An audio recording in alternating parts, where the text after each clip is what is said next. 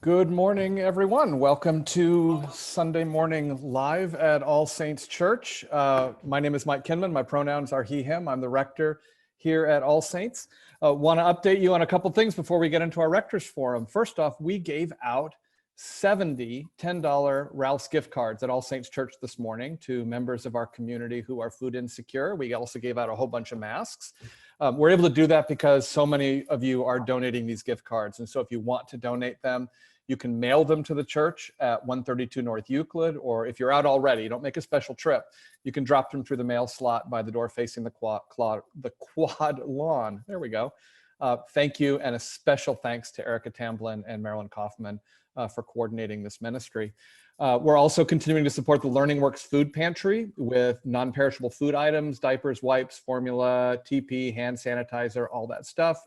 The amazing work Michael Aran and her staff are doing there for some of the most vulnerable people in our community. You can drop those items off between 10 a.m. and 2 p.m. at Learning Works, and that's 90 North Daisy here in Pasadena. We're going to put all this information in the chat. Every week we have a Partner in Love, who is an organization that is doing amazing work in our area, helping people who really need it. This week's Partner in Love is the Immigration Resource Center of San Gabriel Valley. They are amazing and have been a great partner for All Saints Church. They provide low or no cost immigration legal services and referral services. They're just incredible, and they're still operating now during COVID-19. And so we're going to put a donate link to them in the chat. And then also, please support the mission and ministry of All Saints Church. We are committed to serving this community, and particularly those who are most vulnerable right now. And so in the chat, we'll put a way to go to our donate page and give. Let me just make sure. Let me do that right now. And there's some other stuff in there already, but I'm just going to put the whole link of this, or I'm not, because it's too much. I'll do it in a minute. We hope you are staying home if you have a home as much as possible. And we also know that home is not a safe place for everyone. So if it's not a safe place for you, please let us know. We also are going to put in the chat line the National Domestic Violence Hotline, 1-800-799-7233, or you can text LOVE IS to 22522, or log on to thehotline.org. Also, the Trevor Project is an amazing organization for LGBTQ youth, and if you need someone to talk to, they are there. Their number is 866-488-7386. It is wonderful to welcome back to All Saints Church Rector's Forum Luis Rodriguez. From 2014 to 2016, Luis served as the official poet laureate of Los Angeles. He moves through the world in a lot of different ways. He is a poet, a prophet, a novelist, memoirist, short story and children's book writer. He is a community, urban peace activist, mentor, healer, youth and arts advocate, husband, father, grandfather, great-grandfather. Probably his most famous book is Always Running, La Vida Loca, Gang Days in LA. I know it is required learning and reading for the students at Learning Works. And right now, Christina Honschel is going to put information in the chat because you're going to want to buy his new book, which is From Our Land to Our Land, Essays, Journeys, and Imaginings from a Native Chicanx Writer. And so normally we open up Rector's Forums with a prayer, but Luis, since we have you with us, I would love to open with a poem. Can you share something with us to open us up? Absolutely. And this poem, it's got an epigraph from Mira Reichheiser that says, I am in the world to change the world. One lifetime meets another lifetime and a constant lifetime of wars. Leaning cities greet us at every station, and every wound points to the same place. If your unique pain cancels out my unique pain, then there's nothing unique about pain. What's left to do but carry your troubles to where they're going? Once there, you'll stumble on the rest of us. So I wanted to open with that because to me, one thing we have in common as human beings, regardless of nationality, race, gender nonconforming, and all these things, is we have loss. We are a community of loss. Every community has had deep loss. And now, of course, we're going through this, what I call collective initiation of the COVID-19 pandemic, in which we're all in the same place.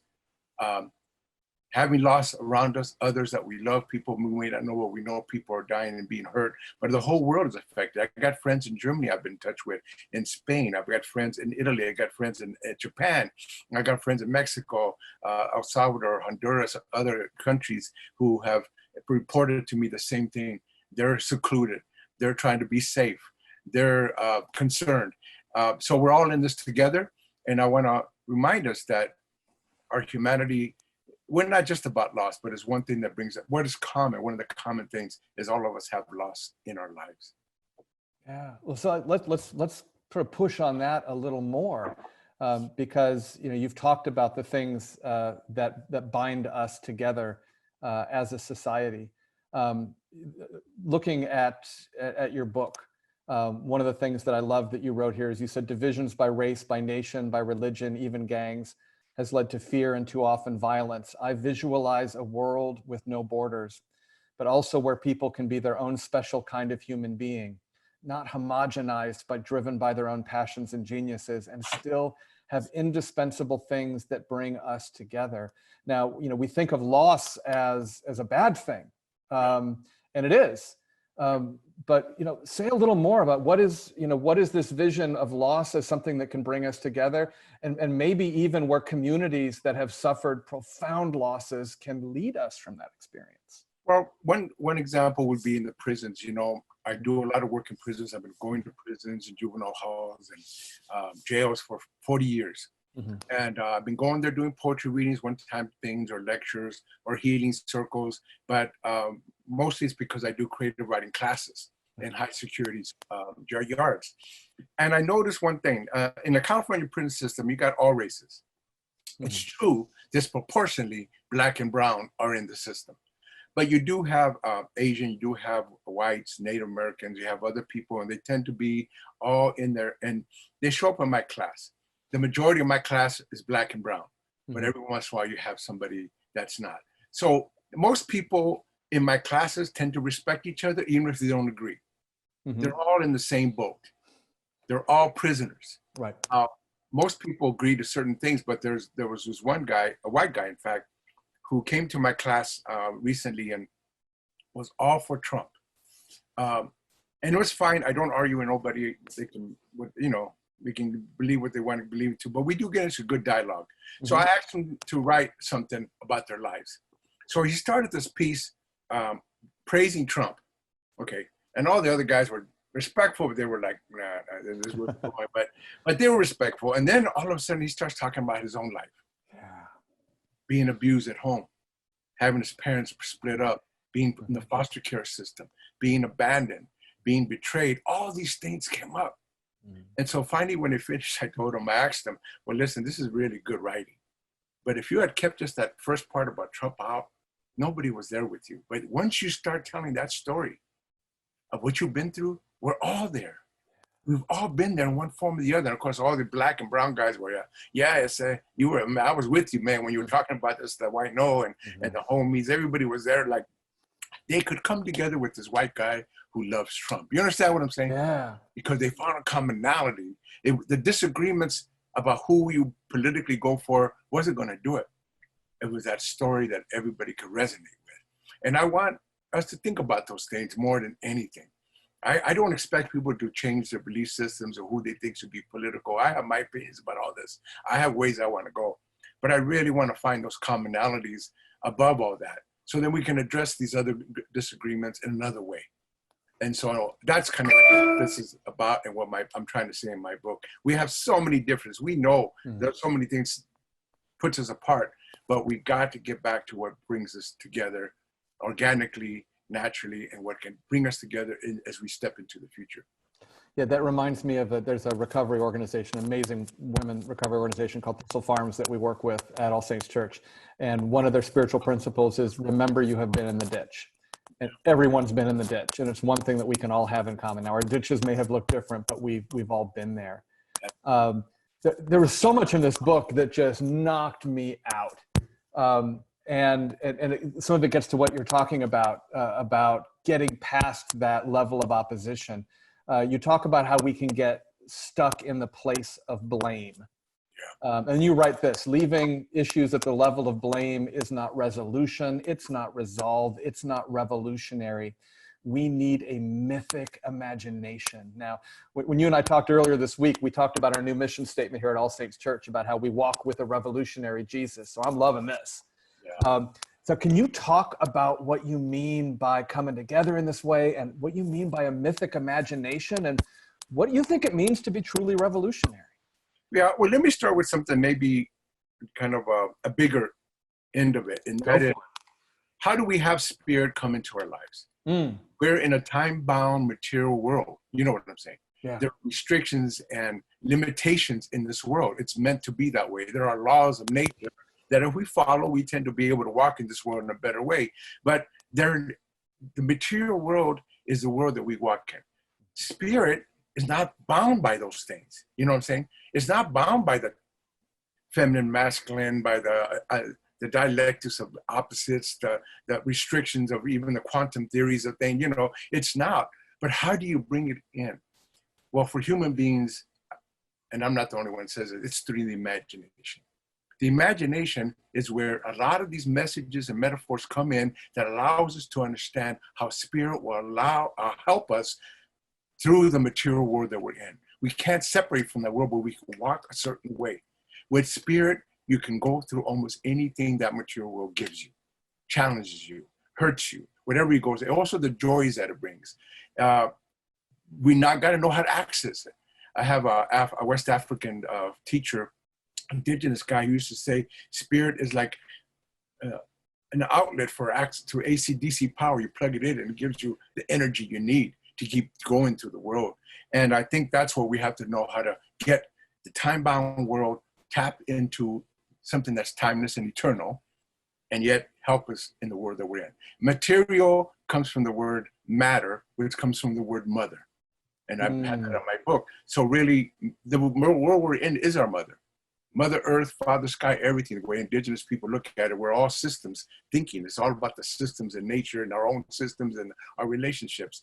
But it's also important to know that if we don't know how to tap into spirit properly, and I mean two ways that I see wrong. One, spirit pulls you away from the material world. Mm-hmm. You're in a fantasy world, which is fine. I mean, that's all you, but that's not really what spirit's supposed to do.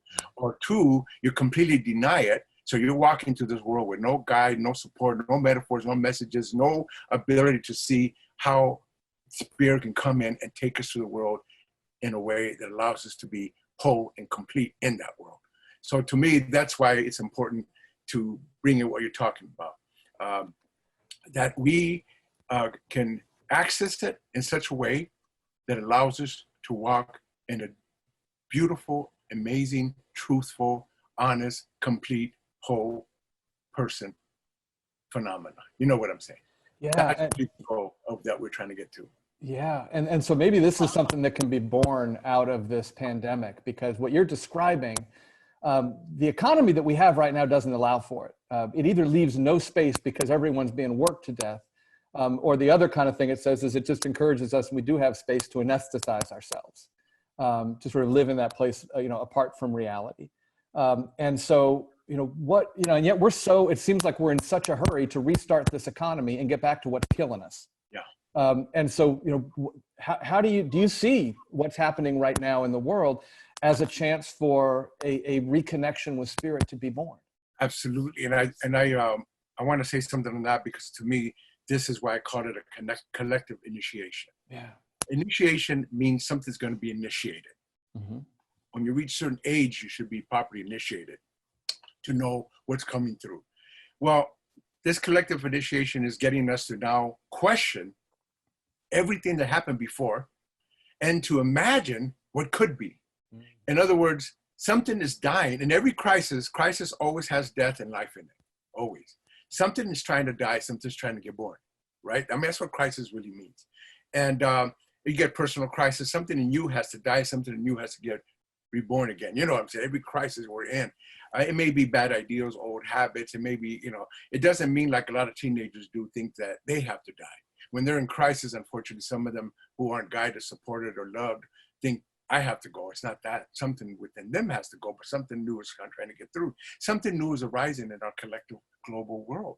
because of the pandemic. Now, is it a good thing? No, pandemics are bad, but pandemics happen periodically. A lot of things happen to us that are bad, but what do we go out of the crisis? And so I totally agree with you. We cannot go back to normal. Normal was not good the last time we visited it. You know what I'm saying? Oh. There was homelessness everywhere. There was opioid addictions. There was people who were working with very low wage. There was a lot of terrible things going on, suicides and things. It wasn't great. How do we move forward being conscious enough to say what needs to go? Those economic restraints, those economic change that we had on us, those things that had a wealth gap that got worse and worse over the last 30, 40 years. How do we change that to an economy and politics that says we're for the shared well-being of everybody? To me, this is the crux we're in, the shared well-being of everybody. That's a heck of a thing to be able to talk about and to say it on a global level, because this is not affecting just one country. We're all caught in this. So it's kind of questioning everything. I think every system, capitalist, socialist, social democratic, is all being challenged. Mm-hmm. And there's good and bad things in all of that. But what I'm saying, it's all being challenged for the good, if we take that challenge seriously and do the conscious, aware, intentional things that allow us to let the new thing be born. That's beautiful. And so what we're being invited into is a period of intense creativity and imagination. You introduced me to a term in your book, which I'd never heard before, called rasquache. Yeah. Can you talk a little about that and how that might help lead us through this time? You know, rasquache is actually Nahuatl, comes from the Nahuatl native tongues of Central Mexico and parts of Central America. And it basically just means when you don't have nowhere to go, mm-hmm. the only way to go is to be creative. Mm-hmm. And even if it's kind of disorderly, even if it's not perfect, even if it's not the most beautiful painting or the most beautiful thing, it just means the next step to any chaos or uncertainty isn't order. It's just be creative. Yeah. And we're in that space of rasquache, which is just go for it. Again, it's not going to be perfect. Some of the poems I'm writing, they stink. It doesn't matter. I'm doing poetry. Some of the art that's coming out of people, it's okay. It's rasquache doesn't mean perfection, doesn't mean great lines and perspective. It just means be creative. And I think that's where we're at. It's kind of a messy place to be in, but it's a very important messy place where the imagination is let loose. And again, to me, the imagination is how the mythic ends of it come in, because how else can spirit speak to us? It does it through metaphors, through messages, through representation, to imagery. You know what I'm saying? Mm-hmm. It comes through in poetry and dance and stage and great art and song. It comes through all these things. So to me, that's where we got to be open to and see where it's taking us. Those messages are there. In the pain that we're going through, there's a message for us, you know, and we got to know how to be open to it. So rasquache is just a concept that says, let's be open to being as creative as can be, not perfectly artful, whatever. That takes time and patterns and teachings, and you can be that way, but it's really just to be in that place to allow the imagination to just bloom. Well, and one of the things that thinks about is all the stuff that you're mentioning, and I love it, is you know, the messiness and the creativity that comes from that. That's some of the stuff that's causing people the most anxiety right now. And so, like, how do we teach ourselves, invite ourselves to embrace messiness when, you know, first of all, why does that cause us so much anxiety? And how do we help move ourselves in a different direction? Well, you know, I think we've been cultured to think that everything has to be in its place. And we've been acculturated to accept things we shouldn't accept.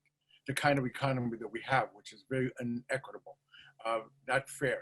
The economy is set up in such a way so that there is an overabundance of one end of it. Business, commerce, bigger than anything. Now, I think business and commerce is part of every society. You need it. What business and commerce is exchange. It's a beautiful concept. But there's also teaching. It's another beautiful thing. There's also people who serve, who are their nature can serve others. There's also hospital and healthcare and that kind of thing. There's also people with technical skills. There's also artists, and we have so many people. And what governance should be is a way to keep everything in proper relation. We don't have that kind of governance. We have a governance that says, let's put it all in big business. Let's put it all in corporations. Again, we need commerce, we need exchange, but this is a mutation of what should happen. So we don't need to go back to that, but we want a culture to think this is the way it should be. The billionaires should be billionaires so that we can maybe get a little bit from there. And we accept this, and that's not right. What we got to learn to do is realize that each one of us has value, our own value. It's not about wealth or money or accumulation. It's about the value we have as human beings. And everybody should have a place in the world and our society because of what they bring. That's what we got to be thinking about. There's a place for the businessman who in many ways is a sacred act to do exchange, but the sacredness has been pulled out of it. Yeah. You know what I'm saying? Completely gone. There's nothing sacred about the exchange. The marketplaces in most cultures, indigenous cultures all over the world, was a great meeting place for people and exchange. And there was always something sacred in the middle of it. We've taken that out. So what I think it means going back to those things, to know what it is that's sacred in this world, to know how to bring it back.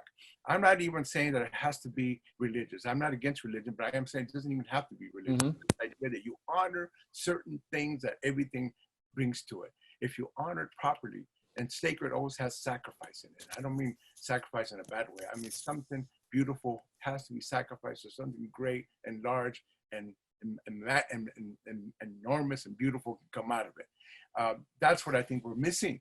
And that's why I like to bring all these things back to consciousness so that we can be aware. We're in a world where people are scared. They don't like being at home. They rather go back to the comfortable but really not good situation they were in than to imagine that something could be better for them. They're being frightened to believe nothing can be better than what they had before. Yeah. And so then we have, the people who can dream this new world into being. And you posed a question in your book. You said, today again, we asked the perennial question, does poetry matter at all? And you could really ask that question now. Talk about the importance of poetry. And first of all, why is poetry not been valued traditionally? But then also, what are the roles of the poets? And can anyone be a poet? Yeah, well, obviously, I believe everybody's got poetry in them. Yeah. Poetry is part of everything that we have. Now, some people are going to make a career and life out of it. That's a different kind of person, but everybody's got poetry in them. I bring in the example that when a kid is like 3 or 4 years old and first learning to speak, and you can hear them, they don't know the big languages that represent concepts. So what they do is very metaphorical. I use the example of my sons. One of my sons, when he was about 3 or 4, my wife had come in with a permanent, and she has long, native, beautiful black hair. She came in with a perm one day, and I'm sitting there writing, and he's sitting, and he looks at her and he says, "Gee, Mom, you got scribbles on your head." That's how they talk. That's how they think. It's very beautiful, metaphorical, and kids can naturally going that way. When they go to schools, unfortunately, that poetry is pulled away from them. They lose it. Then they're taught poetry in a very, very stale way, so that they don't really get what imagery and those beautiful metaphors could do. So I think poetry is what I would call the great soul talk of our communities. Without poetry, we don't always get to that level of soul conversation. And everywhere in the world, poetry is like that. In the Arab world, how big is poetry? Poets come out of everywhere. As you know, Rumi, one of the 1,000 years, 100 years ago, is now one of the best-selling poets today. Oh, yeah. And Hafiz and all these great poets out of the Middle East, but also the poets of Asia, but the poets, the griots in Africa who told stories with verse. In the Americas, all the great poetry that came out of all the people. So to me, every culture had it. But the United States is an interesting culture in that poetry is not at the heart of it, like most cultures. Poetry is very highly marginalized. What's at the heart of it is entertainment. There's creativity there, but it's entertainment. It's got a purpose that's not the purpose of the art itself. So we're, as poets here, we're fighting for our place in it. But I do think that it's hard to monetize poetry. And this is why they don't really do it. Because poetry comes from young people. It comes out of these high schools. Rap came out of the South Bronx when everything was falling apart, and they were able to come up with a language art. You know how everybody does it, no matter when they don't have the means to do it. Poetry is the way to break through a lot of these constraints. And that's why I think we're at a point to say poetry doesn't matter. And poetry should be in everybody's hands, and everybody should have access to poetry and should themselves find means to express it. So to me, that's the kind of century that I think we need, because the center of our culture is very hollow right now. It's very hollow. So the margins, the peripheries, where all the lifeblood of our culture is coming back among the homeless, in the prisons, in the poorest communities, in the communities that have been pushed aside. A lot of amazing, beautiful, creative things are happening, including poetry. Well, and so first of all, I want to invite people, if you have a question for Luis, there's a Q&A feature in this webinar, and please use that. And in just a minute, we'll sort of go to your questions. You made me think about something you've talked about. There's a great poem I think your wife wrote called Poverty of Access. And you talk about it in terms of those among us who are incarcerated. There's also becoming greater poverty of access to art and music and these things that feed the soul. And because of these are things that we put a value on, and then there's people we value more or less than others. Talk a little more about that. Well, to me, what's happened because of commerce pervading everything, the arts have been concentrated in certain places, major museums, Hollywood. In other words, it gets concentrated in key places, downtown LA possibly, but it doesn't really get allowed properly in our neighborhoods. For example, in South Central, in East LA, in the Northeast San Fernando Valley and the harbor, a lot of communities, working class people, poor communities, probably somewhat middle class, but not at the higher end. There is no bookstores. I've been there. Bookstores, Barnes and Nobles are in certain communities. All the independent bookstores, many of them are gone. Romans in Pasadena is one of the best independent bookstores. I love Romans. There's a few that are still hanging in there, but they're almost all gone. You can't find good cultural centers, cafes, theater. There's no theater. In some of these places in LA, there is no movie houses. In the Northeast San Fernando Valley, which used to be called the Mexican side of the valley, we have 500,000 people, 80% Mexican and Central American. There's no movie house in that whole valley. We have to go to Santa Clarita. We have to go to Burbank. We have to go to Northridge or even Pasadena to catch a movie. See what I'm saying? 20 minutes away from where we're at. That is really strange how our neighborhoods are devoid of culture and cultural expression and stages and bookstores and all these things. And yet the arts gets concentrated in certain communities in which they get access to all this. So that's partly the problem, not just access to food, housing, and proper healthcare, but access to even to be a creative human being. That to me is one of the worst things that can happen. I want to also add something that you mentioned. Arts gets valued superficially. So certain people can make a lot of money in art. And they're great artists. I don't want to take nothing away from them, but I know other great artists who are poor but great. They'll never be valued that way. I have an art gallery at Futures has gone down since we moved several times, but we had one. We had amazing artists. Their art couldn't sell.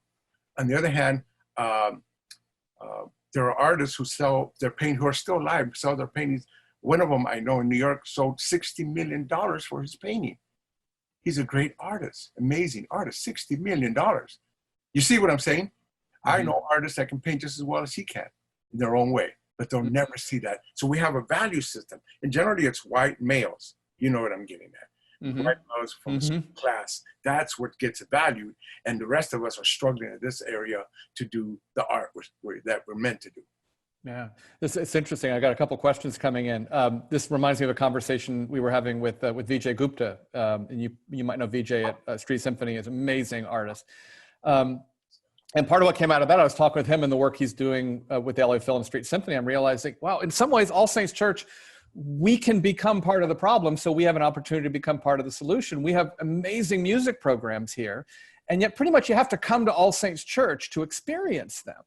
And so we in some ways can become just sort of this one more location that's doing that. And yet there's a great opportunity, much as Vijay took, the LA Phil into other neighborhoods and used that to awaken talent. What about All Saints Church taking what we have into other neighborhoods and not sort of imposing it, but using it to awaken those things? So it just, this sounds like an amazingly joyful process. Yeah, and I did it, me and my wife 20 years ago. We started the Achucha Center Cultural Bookstore in that Northeast Valley where I live now, because there was no culture anywhere. And it does the same thing that you're needing to do in the church, which is it brings music for free.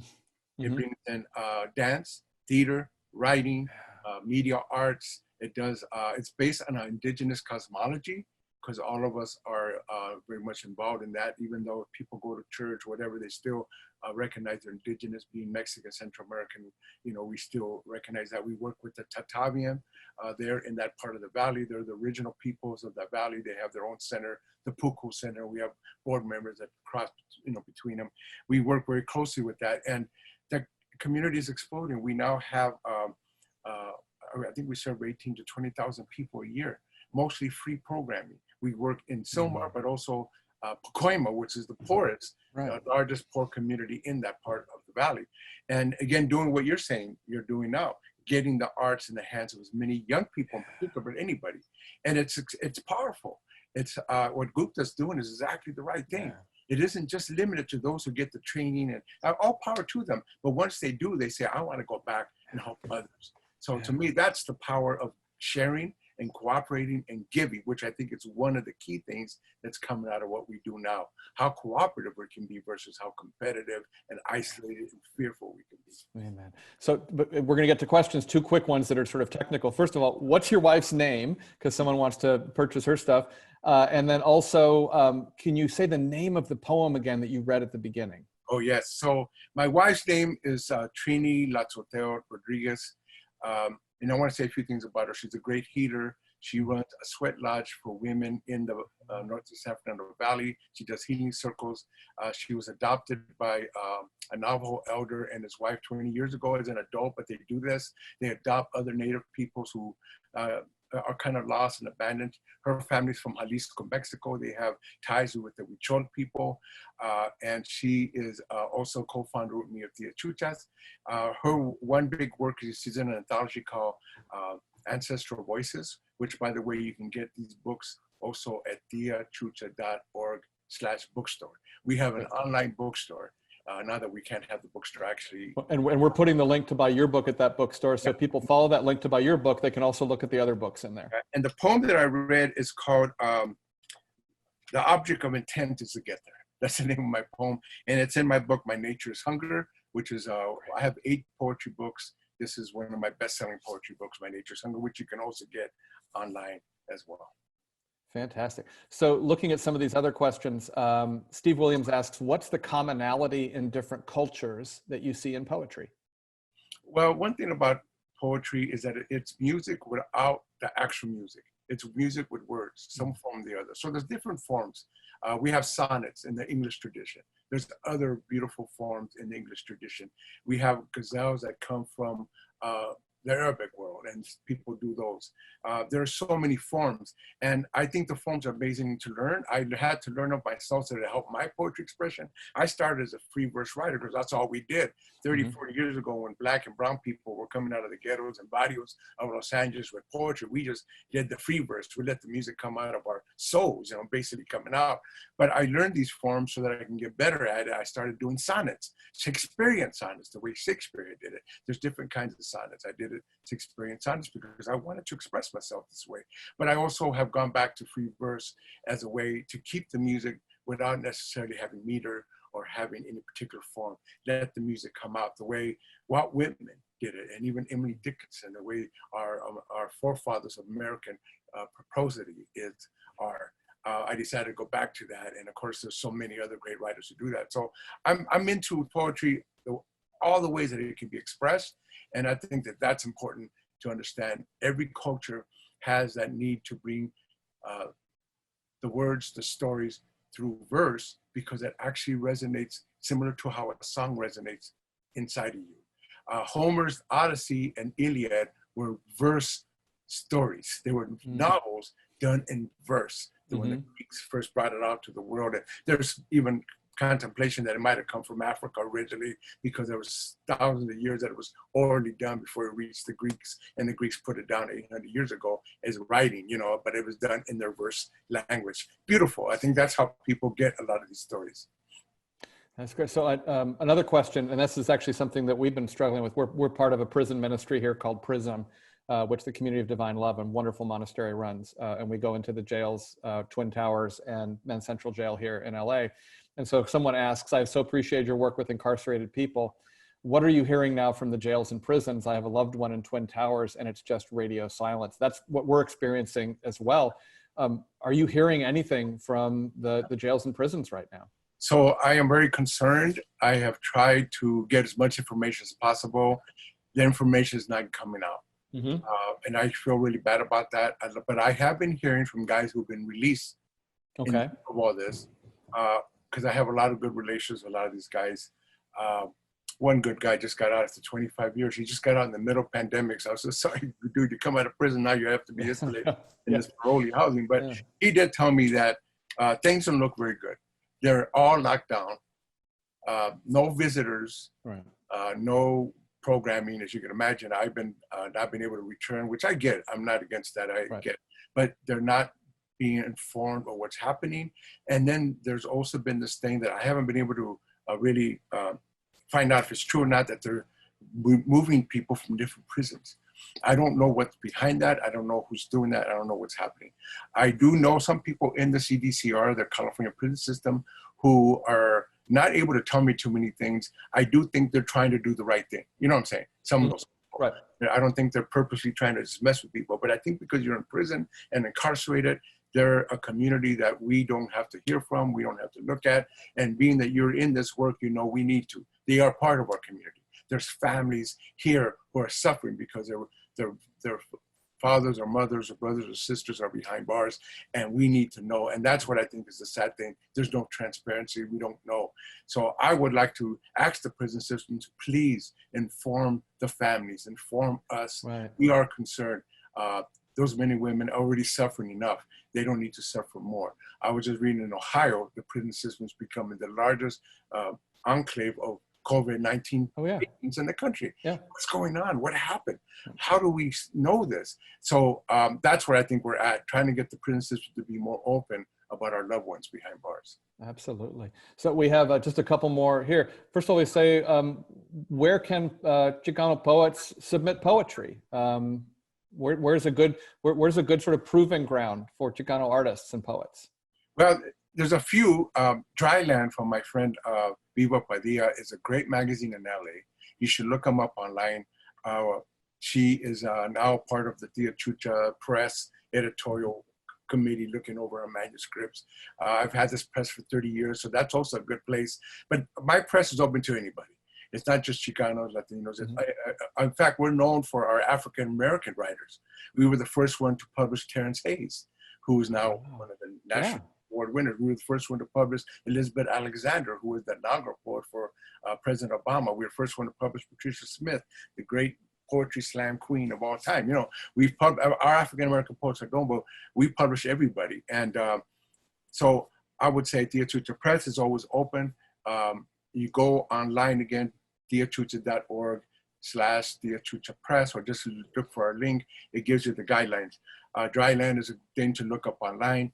There's a great magazine out of Texas, Victoria, Texas, called Huizache, which is Huizache, by my friend Dagoberto Gil, who's the key editor, founder. That also is accepting a lot of work from Chicanos, Salvadorians, or Central Americans. You should also know that Tia Chucha Press published the first Central American anthology of poetry and prose and stories ever. And we're republishing it this fall. It's called The Wandering Song. It got so popular, it sold out, because the Central American story needs to be told. Most people here have, for a generation, have been Mexicans, primarily Chicanos, but over the last 30-some years, so many from civil wars and what's been going on in Central America have come to our communities. They're in our communities, they're part of our community and family, but their story doesn't get told as well. So we want to promote that. So there's a few places out there. There's a lot of online. I would say send your work everywhere you can, even if it doesn't say Chicano, because people need to hear your story and your voice. That's great. We're going to have to, first of all, have you, 45 minutes goes by way too fast. So we're going to have you back, or it's actually 40 minutes. And we also going to have to make some of these forums longer. We'll just start them earlier. And so as we close, first of all, we got to have you come back and do this again. because this was amazing. And is there a poem you'd like to leave us with, or a thought? Yes, I think I will share another short one. I got a long one, but I think for short ones, this poem is called Suburbia, and it has an epigraph by one of the last poets, Felipe Luciano, the Puerto Rican poet, and it goes like this: oppression makes even God smell foul, which I've always found that to be very intriguing to me. And it goes like this: reading the newspaper, I feel like an accomplice. A voyeur is also guilty of something. So the murders, the corruptions, and calculated larcenies against the spirit reside in me too. It's easy, I suppose, to pretend I don't pay rent to the conspiracies, and that the church is immune because it's tax exempt. But from a landfill or cemetery grow multicolored flowers. Who can say then from what polluted soils my blossoms will spring? And especially when we talk about the incarcerated men and women, many who have done some bad things in this world, terrible things, things that hurt our community. But in my experience, most of them want to move away beyond that. They don't want to be identified to the worst thing they've done. And if people know my story, you know that I was in a gang, I was homeless, I was on heroin, I was in and out of jails and juvenile hall, I was in 2 adult facilities. I was saved by the movements of the 60s, the social justice struggle, the Chicano movement. I was saved by activists who came to my neighborhood and saw somebody like me and got me to think that I could be valued as a human being, that I could give back in a better way than the way I was, which was suicide or homicide. I was in a terrible trap that they helped pull me out of. And it changed my life. So by the time I was 19, 20 years old, by the time my first son was born, I was changed. I wasn't going back to La Vida Loca. That's why my book Always Running is well known, because it resonates with the pain of being in the hardcore end of the street, but being pulled out early enough so that I can be on a new trajectory. And so I just want to mention that from my polluted soils, some blossoms have come through. And I think we should all believe in human beings. All of them, even some of the worst human beings, can get there. It isn't easy. Some won't make it. Some struggle against it. I get all that. But we cannot write anybody off. Everybody is worth fighting for. And please, thank you, Luis, for being here. Everyone, please order his books. Great, great reading for your heart and for your soul. Luis Rodriguez, thank you for the gift that you are to all of us. Blessings. Take care. Blessings. Okay. Talk to you soon. Bye-bye. So we're going to be taking a little bit of a break. Children's Chapel with Kelly Aaron O'Phelan will start at 11 o'clock. So please stick around for that. And if you're like older and you think, yeah, well, Children's Chapel is not for me, check it out. It's amazing. They do such an amazing job with Children's Chapel. I'm just riveted to it every Sunday. So stick around. We'll be starting that up at 11:15. We'll have Eucharist, virtual coffee hour afterwards. Then 1 p.m. we have our Spanish English service with Dan Cole and his ensemble and Alfredo Ferragrino preaching. It's going to be a great morning that we have here. Again, thanks to Luis Rodriguez. Next Sunday is our bishop's visitation. And so John Harvey Taylor, the Bishop of Diocese of Los Angeles, will be with us at 10 a.m. in the forum. He'll be preaching at 11:15. And so we'll have a chance to talk with Bishop Taylor. For now, go grab something to eat. Do what you need to do. Come back here at 11 o'clock for Children's Chapel, and we'll keep going here with Sunday Morning Live at All Saints Church Online. See you soon.